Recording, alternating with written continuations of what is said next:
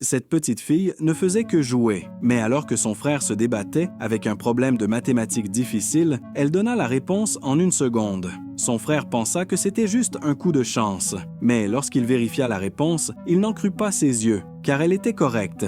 Le doute s'installa dans son esprit.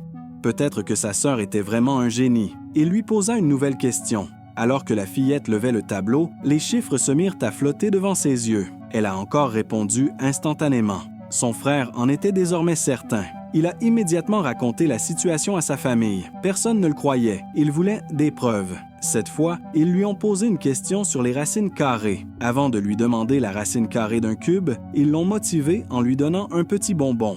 Les chiffres sont réapparus dans les yeux de la petite fille. La réponse était encore correcte. Même sa mère et son père étaient désormais surpris. Ils l'envoyèrent à l'école et la montrèrent aux enseignants. Le professeur lui posa une question sur un nombre à 10 chiffres. Après seulement quelques secondes, la fillette donna facilement la bonne réponse. Tout le monde dans la classe se leva et l'applaudit. Tout le monde pensait qu'elle deviendrait un génie mondialement reconnu à l'avenir. Mais son père ne voyait dans cette intelligence qu'une opportunité de gagner de l'argent. Au lieu d'envoyer sa fille à l'école, il l'emmenait partout pour la montrer. La fille était triste, mais elle ne disait rien. Jusqu'au jour où, en rentrant à la maison, elle apprit que sa petite sœur n'était plus en vie. Elle resta figée sur place. Elle regarda dans le vide. Elle demanda avec colère à sa mère « Pourquoi ne l'avez-vous pas emmenée à l'hôpital ?»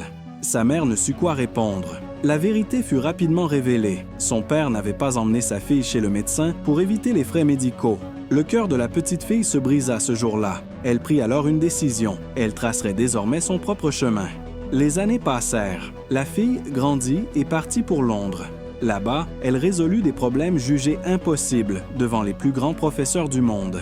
En quelques minutes, elle donna des réponses qui impressionnèrent tout le monde. Elle battit des records mondiaux aux tests d'intelligence. Elle fit la une des journaux, mais le succès ne comblait pas son âme.